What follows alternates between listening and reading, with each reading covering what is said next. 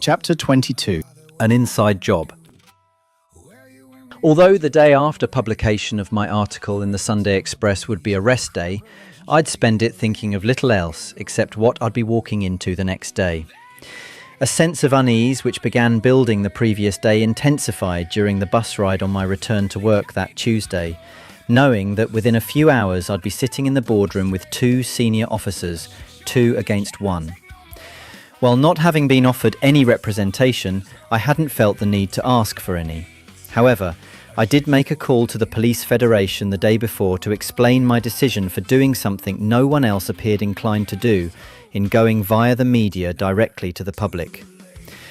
Alighting on Jimmy Street in Kemptown, I followed my usual route and turned left onto George Street. Head down and contemplating my fate, my thoughts were briefly interrupted by a poster in the window of the Queen's Arms public house, advertising the upcoming show of legendary local performer Betty Swallocks. Alas, the grin this name so often brought to my face vanished on this particular day as quickly as it appeared once Brighton Police Station came into view. With my morning briefing in the anti-victimisation unit about to start, I quickened my pace up the main stairs to the first floor and entered the AVU. As I approached my desk immediately to the left, I met with an enlarged photocopy of my article sellotaped across my computer screen. With no mention by my fellow detectives of the article or who put it there, our morning briefing began. While at first it appeared to be business as usual, just then, a door opened at the other end of the office and along came the Divisional Commander, Kevin Moore. Having never seen Chief Superintendent Moore in person, I suspected that seeing him on this particular day for the first time was no accident. With a possible desire to put a face to the treachery, he surveyed us all as he walked past until he found who he'd been looking for and glared at me before disappearing through the office's double doors and out to the stairwell. Considering that Mr. Moore had sent out an email across the division the previous day denouncing my article, such a gesture was to be expected. With my response colleagues bringing the contents of his email to my attention, they offered a collective counter-denouncement with the rhetorical question, what fucking planet does he live on? With the morning briefing having finished, I made my way up one more flight of stairs to the station boardroom. As is characteristic of any boardroom, this one was also bisected by an imposing and well-polished long table. Surprisingly less imposing were the two figures sitting opposite me in the form of Superintendent Graham Bartlett and Detective Chief Inspector Ian Pollard. In a manner of calmness and composure, the superintendent began the meeting by revealing that a clutch of officers had approached Mr. Moore the previous day to complain that, as a result of my actions, I'd seriously damaged relations between them and their respective communities and undermined their good work. Before consciousness could take over and allow me to consider a suitable response, almost involuntarily, I opened my mouth and replied by pointing out the numerous occasions on which members of the public had berated me for the police never being there, how they never see us, or that they don't bother reporting crime in the belief that we won't do anything about it anyway. With my courage continuing to rise, I then raised the matter of Mr. Moore's denouncement of my article by relating comments made to me by fellow response officers, specifically the rhetorical question as to which fucking planet he lives on. To this, Superintendent Bartlett replied that he felt I was doing Mr. Moore a disservice, to which I explained that I wasn't doing anything in respect of Mr. Moore except relating those comments, whether I agreed with them or not, of fellow officers. Maintaining his calm yet direct manner, the superintendent continued by stating that while senior officers were surprised by my articulateness, I had erred in my article by naming politicians. In response, I stated that this was actually the point, and that as Home Secretary and Minister for Policing respectively, John Reid and Tony McNulty were ultimately responsible for the current state of policing. Following a prolonged exchange of views back and forth, Detective Inspector Pollard's sudden interjection represented the only time during the entire meeting that he would speak, asking me in a mildly condescending manner whether I'd joined the police to detect crime. While conceding that although I recognise the importance of detecting crime, I explained that my primary reason for joining the police had been to prevent crime and invoked Sir Robert Peel's ninth principle relating to how the test of police efficiency is the absence of crime and disorder and not the visible evidence of police action in dealing with them. Having reached something of an impasse, the superintendent agreed that despite presenting some valid points, I'd acted in such a way as to bring the force into disrepute and that I could expect to hear more on the matter in due course. Furthermore, he forbade me from having any more contact with the media. Upon returning to my desk, my detective tutor constable, a kindly man named Andy, asked me in his typically gentle and sympathetic manner whether I was okay. In contrast to Andy's inquiry, one of my other colleagues ventured to ask what I hoped to achieve by writing ambush articles. Somewhat surprised that I found myself having to point this out to someone who had not long left response policing himself, I explained what I saw as the simple truth that our ongoing absence on the streets continued to enable crime, embolden criminals, and increase the public perception of becoming victims of crime. Having just come from response, I knew this to be true and had not conveniently chosen to forget this fact now that I'd moved into CID. Suitably pissed off with his apparent "I'm all right, Jack" attitude, I took heart upon hearing that during the main CID office briefing that morning, officers openly expressed their agreement with my views, although it pained me to hear how their dissent had been swiftly shut down. In addition, I found Lee, one of my section sergeants, similarly dismissive during conversation with him in his office. To his question as to why I'd done it, I replied by asking what he would have done with my concerns had I come to him with them, following which he responded bluntly with the words, "Fuck all." At home that evening, I replayed the events of the day over and over in my head. Although I hadn't received the kind of bollocking I'd expected, the seeming indifference of senior officers to the plight of frontline officers and a frustrated public irked me. On the other hand, considering the response of my detective colleague, it wasn't just senior officers who were willfully unconcerned with frontline policing from which they were now so far removed. Critically, I asked myself how could I continue working for those I simply couldn't respect. Having lost my appetite, I settled down in front of the telly and opened my emails to find one from Mike Knapp. Following his inquiry as to how my day went, Mike then asked whether I'd be willing to pen another article for publication this upcoming Sunday. As if any additional confirmation of his cluelessness of policing were needed, Mike explained that following an approach to the Minister for Policing for comment on my article, Tony McNulty expressed disappointment with what I had written. Despite the test of my fortitude provided by Mr. McNulty's comment, I responded to Mike by declining his offer and explained how I'd been told to have no more direct contact with the media. Little did I know then, although perhaps I ought to have done, of the consequences that awaited me the following day the moment I hit the send button on that email. In the kind of fog and heavy-headedness that follows another restless night's sleep, I made my way into work along my usual route. Upon reaching my desk, I sat down and, as the officer in the case, began reviewing the witness statements in a domestic rape investigation. Having established a good rapport and high level of trust and confidence with my female victim and her family, I'd also won plaudits from Lee, who remarked on the speed and efficiency with which I'd managed the investigation and gushed at the prospect of the AVU's first rape conviction for some time. Just then, the section inspector emerged in haste from her office and announced she wanted to see me immediately. As I sat down in front of her, the inspector explained that the Sunday Express had been in contact with headquarters to ask why they'd told me I could no longer have contact with the media. The inspector asked how the paper knew of the prohibition, to which I explained that having received a request from Mike Knapp for another article the day before, I made my refusal on the basis that I'd been told to have no further media contact. At the inspector's request, I printed out my response to Mike, following which she told me to return to my desk and remain there. Upon returning to my desk, that sudden feeling in the pit of my stomach told me right then and there that I'd reached the end of the road. In the time it took the inspector to summon me back to her office, I'd typed out a resignation email and sent it to her. With a mixture of relief and apprehension, I sat before the inspector once more. In a manner and tone of regret, she acknowledged receipt of my resignation, while questioning my wisdom in having gone to the media in the first place.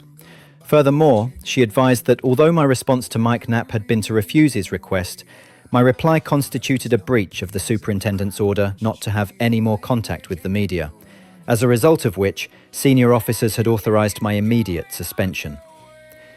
The inspector explained that she would make senior officers aware of my notice, following which she asked me to hand back my badge and warrant card.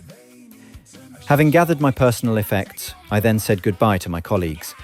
To the sound of one of my fellow detectives breaking down in tears, I left the anti-victimization unit and was escorted off the premises by Lawrence, Lee's counterpart as the other AVU sergeant. Following confirmation that my resignation had been accepted, I found myself during the next 4 weeks on what's known as gardening leave. If any additional evidence were needed as to whether resigning had been the correct decision, the next few weeks would provide it in abundance. Fundamentally, with the aim of my article having been to better inform the public, I felt compelled to continue in this way and enlisted the support of someone far more tech-savvy than me to set up a website so that I too could begin blogging.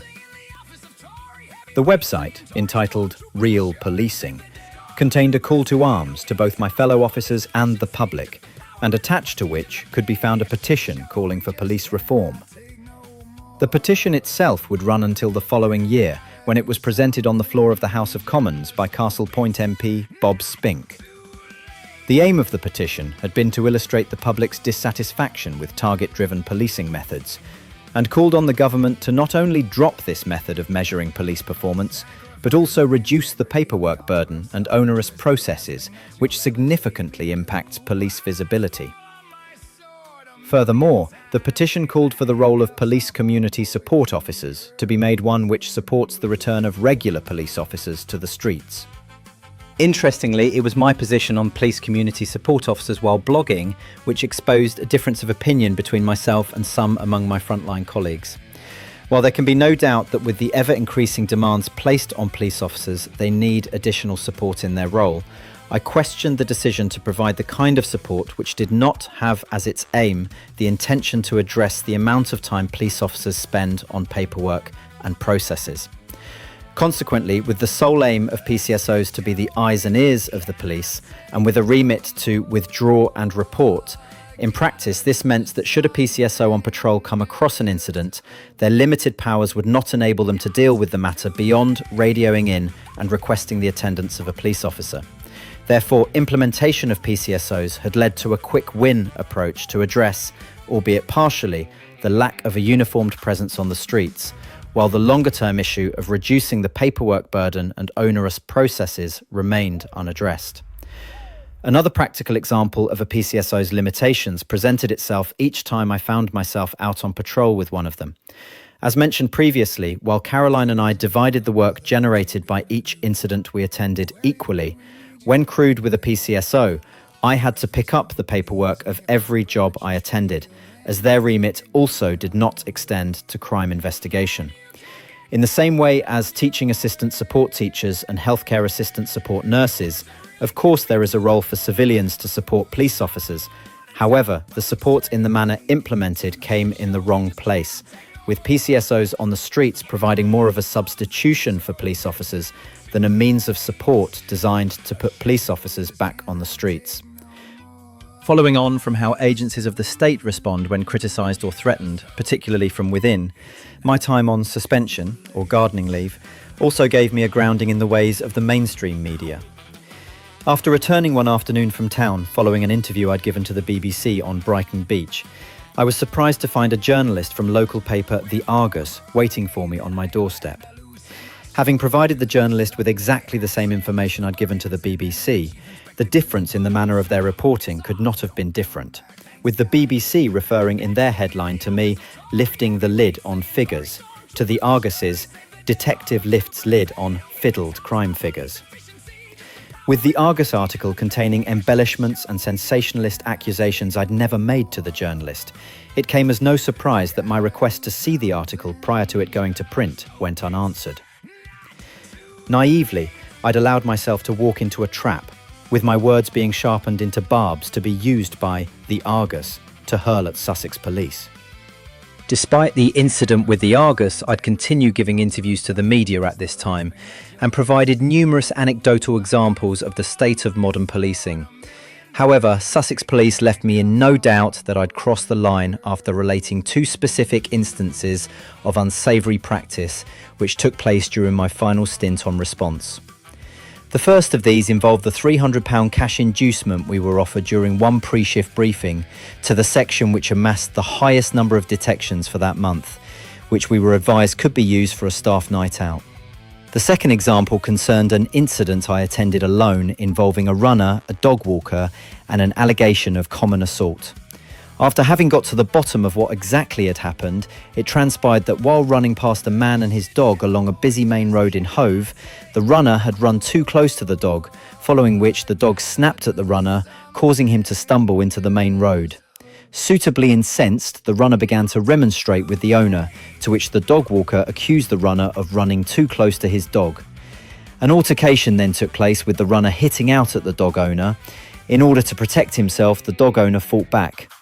Having attended numerous incidents of the kind, this particular incident had been no different in its circumstances, following which I'd only ever completed a crime report, identifying one victim, one offender, and one crime. When it became known that the dog walker had also struck the runner, I was advised to double crime the incident to show 2 detections rather than 1. In the same way that I would not have registered the victim of a domestic assault as an offender while attempting to defend themselves from violence, I would not have expected to be asked to do so in this particular instance. However, with great reluctance, I did what I was told. In addition to these 2 examples to which I personally bore witness, was added one other which I did not.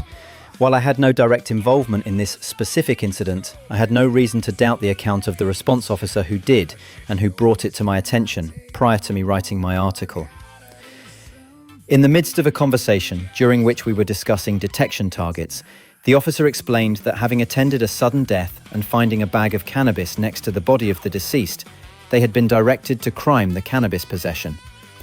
Having provided this example, among others, during various media interviews, Sussex Police then went on record and, in an attempt to rubbish my account, stated they'd investigated my allegations and confirmed them to be spurious.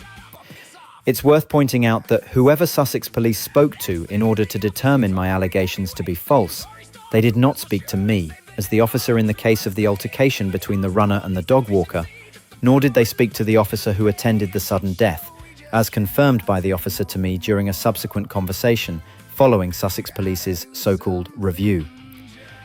Consequently, these specific allegations made during the various media interviews I gave were enough to trigger an altogether unpleasant call from a fellow officer, with a message from on high. During a brief exchange, this particular officer informed me how I was beginning to seriously piss off senior officers, and if I didn't refrain from talking to the media, they would revoke my notice and place me on indefinite suspension. Furthermore, the caller warned that the force would investigate any officer providing me with information, and how all officers had been warned not to make any direct contact with me. This second point would prove problematic for Sussex Police, in view of the fact that I shared a flat with a response officer from Hove Station. Lastly, the caller also made it known how senior officers were aware I'd begun working with the Tories. Exposing the futility of Sussex Police's threats, it had been fed back to me during the last few days of my notice that officers were also banned from accessing my Real Policing website via Force computers. Despite the various warnings, Andy, my tutor constable in the AVU, came to see me to offer the hand of friendship, while a rep from the Police Federation advised me that if I ceased to speak out, he might be able to save my job. However, it was too late. What with the attempts by Sussex Police to rubbish my allegations proving beyond all doubt that the honesty and integrity mantra driven home to us in police training only applies to the lower ranks and not the upper ones. Indeed, a quote from Sussex Police at the end of one particular interview I gave stated that my speaking out in the manner I did suggested a lack of experience on my part. Whatever experience they regarded me as lacking, I learned very quickly during this period how state agencies respond when threatened, in addition to some of the tricks the media employ to convert certain situations to news. Crucially, and comprising the third important lesson, would be how politicians leverage certain situations to both their political and personal advantage. For now, despite the unpleasant threats emanating from a state agency clearly on the defensive, at the end of the day, on the 31st of March 2007, I counted myself no longer among their ranks, and the following day became a civilian once more. Until such time as I truly began to understand the implications for policing of political interference, for the next 12 months, I continued participating in radio and television interviews to maintain a flow of information to the public. Among them were 2 police exposés as part of the show Tonight with Trevor McDonald, in addition to an interview on Eamon Holmes' Sky News programme Sunrise, in which I explained the ills of target-driven policing, using the comparison of taking a drink driver off the street to chasing the low-hanging fruit of cannabis possession and detection to illustrate my point, and an interview on BBC Radio 5 Live with Richard Bacon. Prior to this particular interview, a member of the Home Office had been invited to join me at BBC Television Centre Wood Lane to debate the current state of policing. Unsurprisingly, the Home Office did not send a representative, but instead provided a prepared statement which lauded their own achievements while addressing none of the issues I'd raised. However, it was the BBC's Panorama episode entitled Wasting Police Time, in which I'd be particularly proud to take part. Broadcast on the 17th of September 2007, the aim of Wasting Police Time had been to reveal the identity of David Copperfield, the anonymous author of The Policeman's Blog and the book Wasting Police Time. Interspersed with interviews with Staffordshire Police Officer Stuart Davidson, aka David Copperfield, were the corroborative accounts of a number of serving and former officers designed to present an accurate picture of modern policing. This picture contrasted sharply with footage of Tony McNulty speaking in the House of Commons during an attempt to denounce Stuart Davidson's faithful account of modern policing as owing more to fiction than Dickens, with his attempt to discredit Stuart leaving me as unimpressed as had his previous comments on Tonight with Trevor McDonald the previous December. I couldn't help but conclude that the calamitous Mr. McNulty had revealed himself once again to be one stupid bastard. Indeed, political ignorance and the lack of interest in police reform and greater efficiency had been the most surprising revelation of this entire situation, albeit with one notable exception. Having had no real understanding of political ideology or politicians prior to joining the police, I admit my own naivete in expecting those presiding over our ministries of state to have had some experience of working in those services over which they preside. At the very least, I expected them to have a good understanding of how those services currently do and do not work, along with a desire to ensure their future efficient running. During my initial meeting with Nick Herbert, the Shadow Police Minister, he asked the kind of questions of me which suggested a strong desire to not only understand the nature of the problem, but attempt to solve it. It became clear once his Policing for the People Reform Task Force document had been published in 2008 that Nick's team had undertaken sufficient research to diagnose the problem and suggest solutions. Unfortunately, in 2009, Nick would be replaced by David Ruffley, the MP for Bury St Edmunds, as the new Shadow Police Minister, whose interest in policing would reveal itself to me to be decidedly different to that of Nick Herbert. In contrast to Nick, David Ruffley's lack of genuine interest in policing and police reform suggested his interests were likely more political in nature. During the brief period that I acted as a consultant for him, I spent more time with his researcher, a pleasant university graduate by the name of Will, than I did David.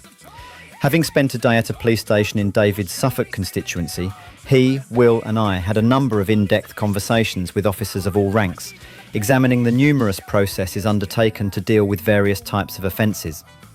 Upon our return to David's office at Portcullis House in Westminster, Will and I broke down each process in order to establish the degree of duplication and the scope for simplification. Interestingly, Will and I even began to compare policing procedures in Australia and America for possible incorporation into a more efficient UK model. Now and again, David would appear from his office to inquire about our progress, and in one particular moment of exuberance with our perceived good work, David made as if to punch the air while talking excitedly about how Tory stormtroopers were coming to save the day for British policing. Following David's return to his office, I asked Will what that was all about and remarked to him that David appeared not to give a damn about British policing, to which Will conceded that David's interests were nakedly political. While my interaction with two opposition Conservative MPs had left me with decidedly different impressions of their interest in the state of British policing, 2 brief encounters with Boris Johnson and Shadow Home Secretary David Davis, respectively, did little to inspire my confidence that policing would be back in safe hands should the Conservatives win the 2010 general election. With my name known to a degree among some Tories, I found myself being asked to simply attend and bring a degree of gravitas to the launch of various Tory crime reduction initiatives, or actually give a talk on my experience of frontline policing. The latter I would do in February 2008 at Millbank Tower in London for the launch of Boris Johnson's crime manifesto as part of his campaign for London Mayor. Despite never having spoken publicly in front of a live audience, I accepted the invitation, expecting to have to do little more than speak from raw experience. What I did not anticipate was the depth of media interest in Boris's launch, until the lift doors opened onto what appeared to be something like the 30th floor, and into a room full of what resembled a small army of journalists, cameras and microphones. With my hands through sheer nerves having turned to ice, I took to the podium in front of David Davis, Boris Johnson, and what appeared to be the entire British media. Despite the involuntary trembling of my right knee against the side of the podium, I delivering a frank account of frontline policing, going full circle as I did, from my recollections of police officers on the beat in London in the 1970s, to my hopes for a return to common sense policing in the noughties and beyond. Beginning and ending my talk in this way had not been lost on Boris, who, to my surprise, remarked on my having done so while introducing himself to me at the conclusion of the launch. While the media requests for articles on aspects of law enforcement about which I knew nothing would continue for a while longer, the last time I'd be asked to assist the Tories came courtesy of a request for an interview with David Davis in his office in the Palace of Westminster, having been met at Portcullis House by David's Chief of Staff, an outwardly pleasant fellow a year or two younger than me by the name of Dominic Raab. I found myself being spirited away from Portcullis House through a series of locked gates under Bridge Street and narrow corridors of the Palace of Westminster and into David Davis's office. With his back to us, Dominic sat at his computer and read aloud to David about the latest update on the parole hearing of Leoko Chindamo, the killer of head teacher Philip Lawrence, stabbed outside his Maida Vale school while attempting to protect a pupil in December 1995.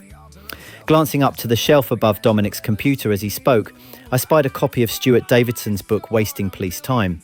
Armed with various pieces of police paperwork I'd amassed during my time working for David Ruffley, I spread them out on a table in front of the Shadow Home Secretary who, while the camera began to roll, opened and continued through the interview with very general questions. Immediately, the lack of depth in his inquiries led me to conclude that David had not even a basic understanding of the difficulties facing frontline police officers, let alone the complexities which was confirmed to me in earnest once he began talking about a bonfire of bureaucracy and paperwork. While I realised the need to simplify potentially complex and technical information for public consumption, his oversimplification of the nature of the problem left me with the impression that our interview had been less about aiding his understanding and more about creating a series of sexy sound bites to further a future political end. My doubts would prove well-founded when that particular portion of our interview was featured in David's Conservative Party conference speech on law and order a few weeks later. Although he credited me to the conference audience for my bravery in speaking out, the decision to include the bonfire reference betrayed his political intentions, as had David Ruffley's Tory stormtroopers remark a few months before.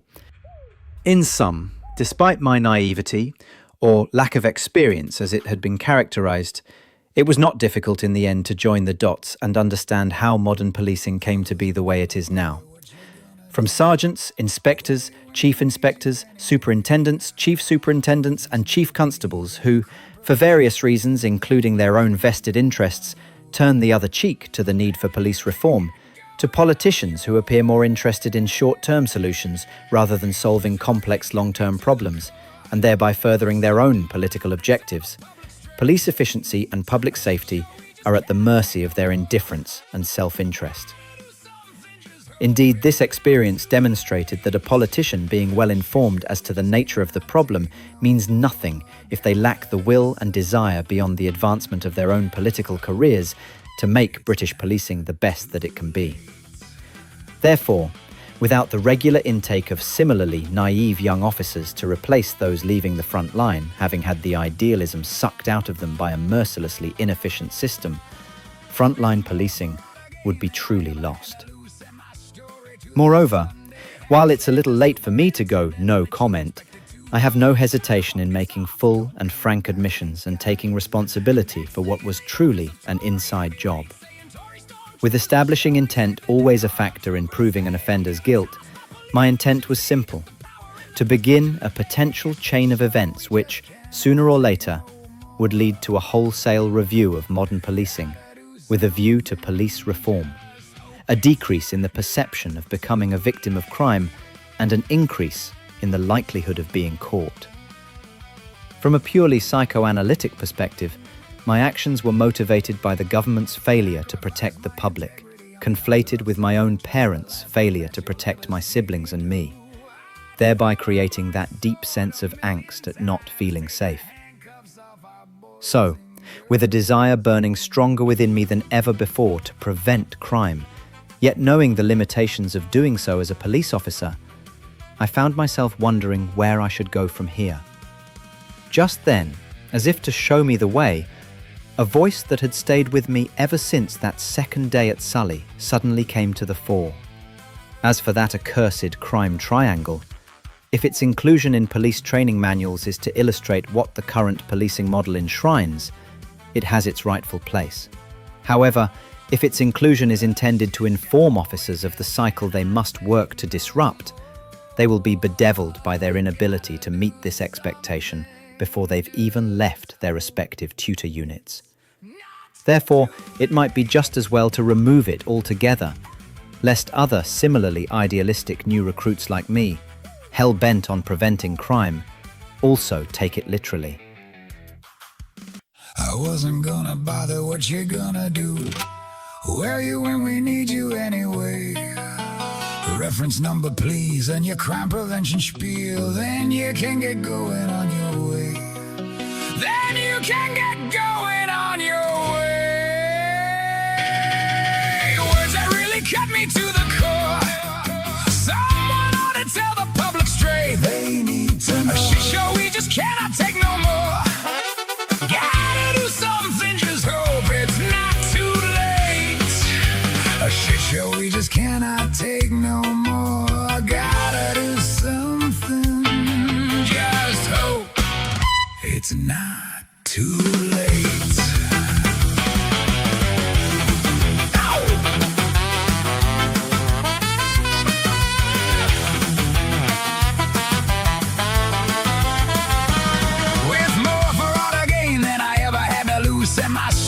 To the Sunday hack, said the superintendent and the chief inspector too. Put up, shut up, or piss off. Don't come back, thanks guys. Next thing in the office of Tory heavyweights, saying Tory stormtroopers will surely save the day. Stormtroopers, they don't give a toss about police efficiency, just the power and the prestige and the pay. A shit show we just cannot take no more. Gotta do something, just hope it's not too late.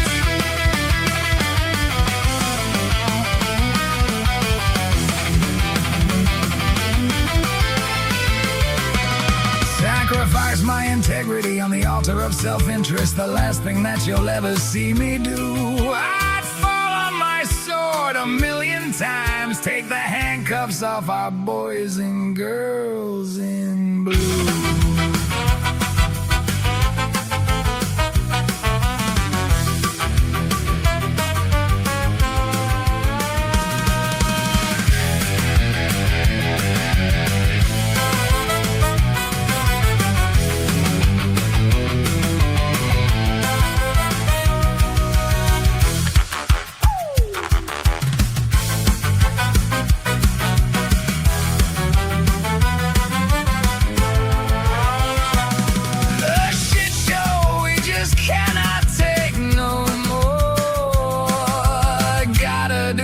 Something, just hope it's not too